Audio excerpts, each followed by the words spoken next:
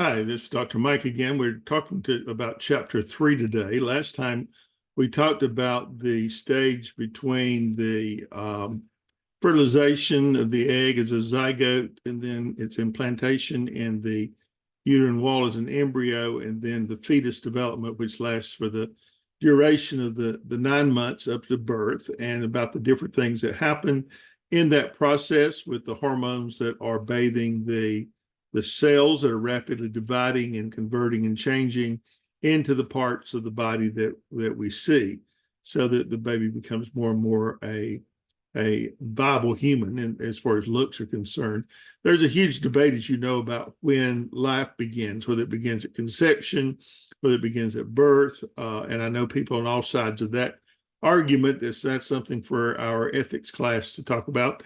But in this case, these are the important points of the life cycle. Today, we're going to delve into new developments as a baby is born into the world and begins to develop its motor function, begins to perceive the world, understand the world, and come to terms with the world. Of course, it's not entirely an alien. It has had 9 months in the mother's womb, in which it is subject to voice and sense and smell and things like that. So it does have a little bit, it does come in that sense a little bit more prepared than if it was just suddenly thrust upon the world. And so those of you that have had children realize that a baby is very much attached to the mother because it recognizes the heartbeat. Maybe doesn't recognize much else, but it does recognize the heartbeat. And so it's very dependent upon the mother in the first few weeks after the birth is finished. So let's go to our slides and get started with our materials today that I think you will find most interesting when we talk about motor function and the things that will accompany that. So we're talking about tools for exploring the world, physical, perception, motor development. All these things are of vital importance. And in this chapter, you hope by the end of the chapter to describe the newborn, its assessment, its reflexes, its state, its temperament, that kind of thing. Describe the physical changes in infancy and toddlerhood, as well as the growth of the nervous system. Describe the growth of locomotion, fine motor skills, and describe the development of senses, perceptions, and the development of self-understanding and the theory of the mind. So this is a pretty important area of the life cycle of a child. Sigmund Freud, I mentioned in lecture number 1 about being the father of psychoanalysis and the father of psychology, for that matter, believed that the baby's most important years were from birth to 6 years old. And he believed that the personality was entirely developed in that time, and that a baby, those years determined how a baby would turn out. As I've gone through the years and did counseling and did all kind of different things, thinking about his theories, he's kind of in disrepute now, disfavor now. But I tend to believe that Freud probably had more good ideas than bad ideas. I think that these years are extremely, extremely important to the child becoming what he is. And if things happen that disrupt that process, then there's going to be a lot of other issues that happen. So as we think about this section, we think about some questions. How do reflexes help newborns interact with the world? How do we determine whether a baby is healthy and adjusting to life outside the uterus? The doctors have a term for that called thriving. What behavioral states are common among newborns, and what are the different features or temperaments of a newborn? Some of you probably know that from experience better than you can take it from a textbook, but we'll talk about it anyway. The newborn's reflexes. These are kind of unlearned responses that are triggered by specific stimuli that are called reflexes. One of the first things that the doctor does after a baby is born is to kind of prick the heel of its foot and see if the reflexes are working. And that's important. They have survival value because those reflexes have to do with the baby rooting and sucking, with eye blinks, all those things that will keep it alive. And those are the means of communication for ever so long with a baby. You think about when the baby comes into the world, how few abilities it has to communicate or let you know that it's hurting.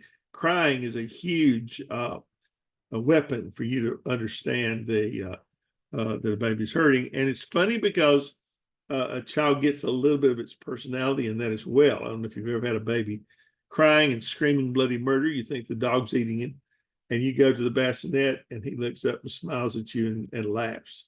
A little bit deceptive. You know, he just wanted a little bit of attention.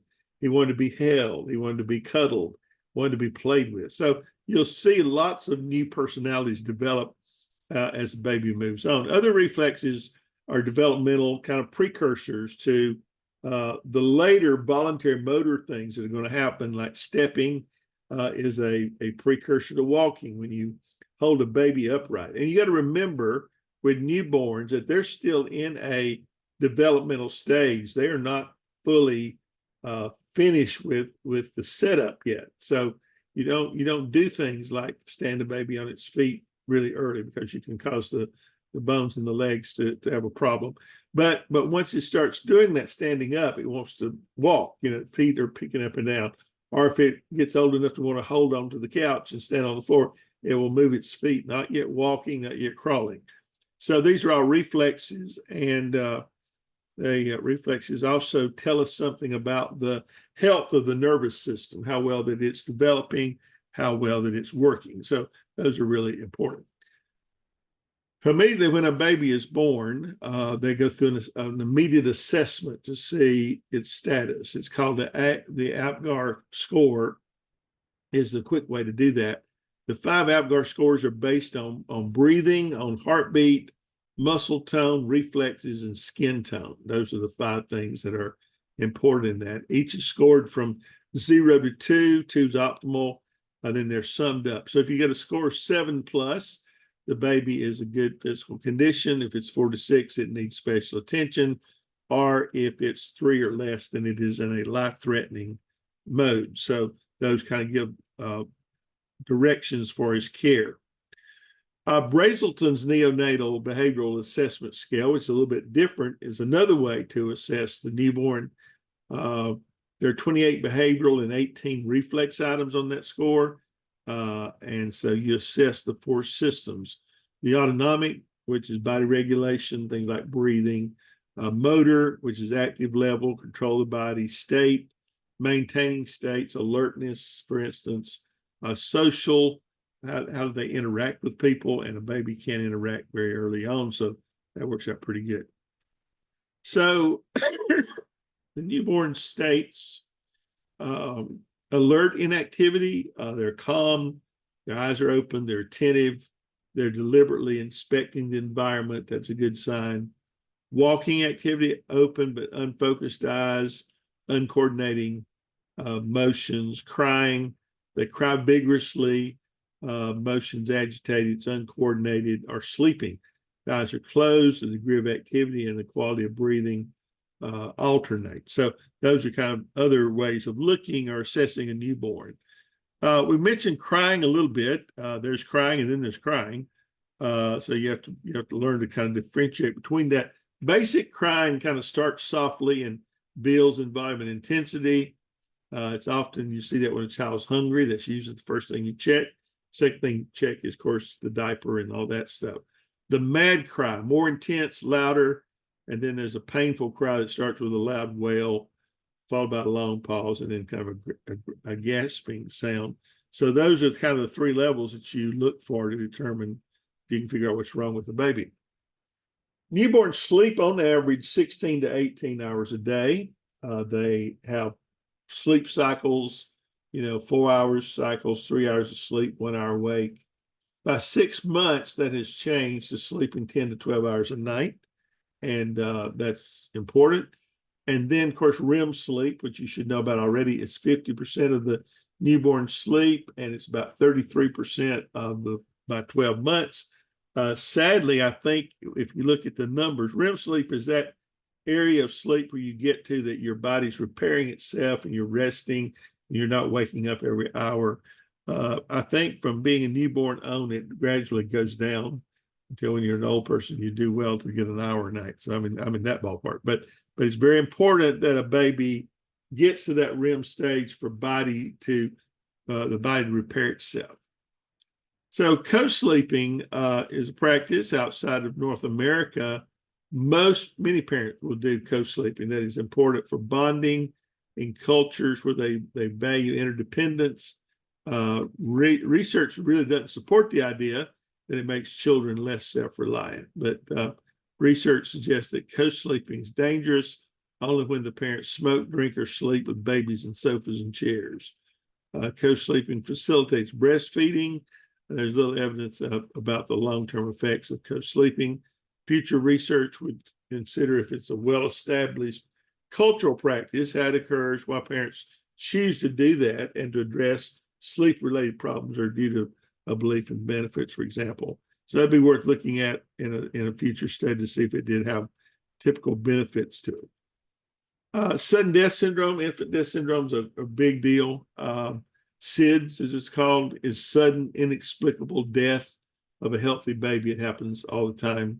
There's a lot of risk factors with that: premature birth, low birth rate, parents smoking, children overheating and sleeping on the stomach. African American and Native American children often sleep on the stomach. And then to reduce risk, babies should sleep on their back or their sides. And even the sides would probably be preferable to the back, so be easier to deal with. The temperament of a baby, consistent styles or patterns of infant behavior. They're temperamental, may be a problem. But Rothbard in 2007 says there are 3 dimensions of temperament: generally happy, active, vocal, and seek stimulation. And that would be surgency or extroversion. Angry, fearful, frustrated, shy, not easily soothed would be negative affect, and focuses attention, is not easily distracted, and can inhibit impulses. That's called effortless control. Studies suggest that temperament tends to be somewhat stable from infancy through adulthood. Temperament predisposes, but does not always guarantee later personality characteristics. And parents can nurture their children to behave in ways somewhat different from their temperament. So that's a part of the environment. You can break a child from doing things that are negative. So there are hereditary environmental contributions to temperament as well. Cultural and ethnic toddlers in Asia often have greater effort control over lower levels of positive emotion than European children. I was, as I said, I was in the Philippines for a month in November, and I was listening to a Korean choir being interviewed. And it was funny just how they broke that idea there of lower emotion, because when one's answering, they're all excited, they're all into it, they're all responding. And I thought, wow, that is so different than the average Asian kind of mindset that I'm used to. But it was really cool. There are parental characteristics that we copy and deal with that we probably don't even think about. So then let's talk about physical development a little bit for our last station here. Questions: how do weight and height change from birth to 2? What nutrients does a young child need at that age? How are nutrients best provided? What are the consequences of malnutrition? How can it be treated? What are nerve cells? How are they organized in the brain? How does the brain develop? When does it begin to function? Lots of questions there we could spend an entire 18 weeks on. We'll not do that. I'll just hit the high points and you can read about it. But growth is more rapid in an infant during the infancy than in any other period after birth. So this infancy 0 to 2. Infants will double their weight in 3 months. They will triple their weight in a year, and the average is not the same as normal. Children of the same age can vary greatly in their weights and heights, and so there's no consistency there. Height depends largely on heredity. There are not many factors that affect it other than that. So nutrition growth, rapid growth requires young babies to consume large amounts of calories relative to body weight. Breastfeeding is the best way to ensure proper nutrition, and bottle feeding has advantages and disadvantages. In developing countries, bottle feeding is potentially disastrous because of contaminated water and high dissolution of formula. So that's really true. You can, I experienced some of that recently, but large amounts of calories are important. So I think that's helpful. Okay, so students, in this section, you can think about these questions and respond to them as you will. Malnutrition, worldwide, malnutrition is 1 in 4 children under age of 5 are malnourished. Malnourished children tend to be small for their age due to inadequate nutrition. They can cause substantial and potential irreversible brain damage. And malnourished children are kind of listless, quiet, inactive. I saw quite a number of those last week in Philippines that were malnourished. They always have the extended stomach, but about 11% of U.S. households are food insecure. So gives you something to think about.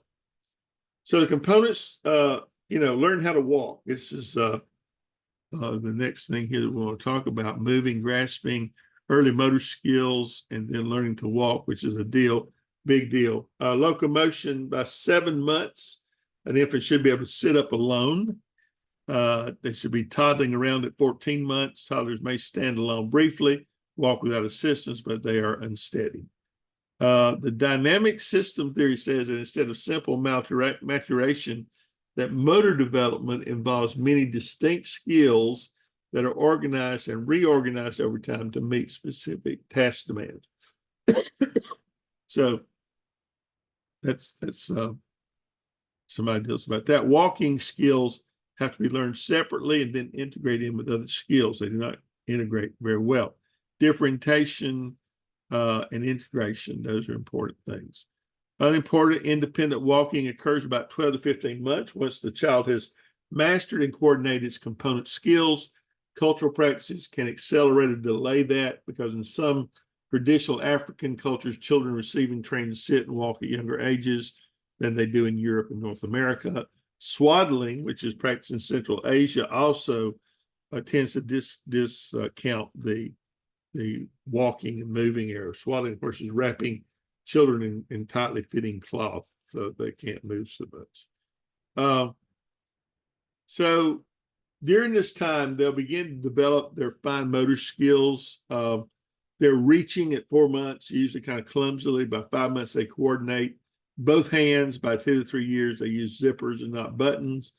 And tying shoes is a skill that develops around age 6. So these things all kind of come together in a very real way. So walking is something that will be really change the life of the infant, because now once it becomes mobile, then it learns quicker and assimilates quicker. So other things about your handedness, whether you're right-handed, left-handed, or ambidextrous, that can be genetic. So those things are things to think about when considering this. So the baby also further comes to kind of know the world during this time. Its perception increases. It can follow you with its eyes. They can smell, they can taste, they can experience pain. You'll know this is true with a baby that's not walking yet, but you're cooking and it wants something you're cooking. And that's amazing. It'll cry for that because they smell it, they taste it. And we'll talk about infants' hearing and how well they can hear. They do have keen senses of smell, taste, and touch. Things like odors, taste, touches, and the infant's cry, sudden high-pitched cries in response to apparent pain-provoking stimuli suggesting they experience pain. So it's a good clue to go and check out on. Hearing, startle reactions are tested early on with a baby. Infants hear less well than adults. They hear pitches, but they prefer pleasant more than unpleasant melodies. About 4 months, infants are recognized by their own name. Newborns respond to light. They track objects, so they're seeing better, and that's important. The 6-year-old will react with interest to differences in depth. By 7 months, they show more fear than ease in the cliff's depth. And children under that tend to not know any fear. They're always moving and will kind of scare you to death. So any questions or comments?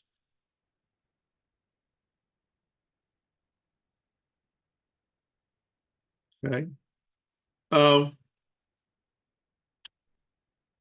So the last thing is becoming self-aware, and from this they will develop into more aware about their surroundings and self-concepts, and they begin to kind of develop this theory of the mind and thinking and understanding a lot more. This will come right at the end of the they either they see themselves in a mirror, they look at photographs, they like to look at themselves, enjoy that, and they like to laugh at themselves. So there's a lot of different activities here if you have the time and want to go into those to heighten your awareness of most of these things. So this is a very important period from birth to about 2. Lots of things are going on. What happens if that gets thwarted? Say that there's violence in the family, say that they're a riot in the streets, whatever. You can understand how that can get out of hand. So people that have infant to 2-year-olds have to struggle to be able to hold on to things during chaotic times. Okay, we'll leave with that, and I will talk to you next time. Thank you so much.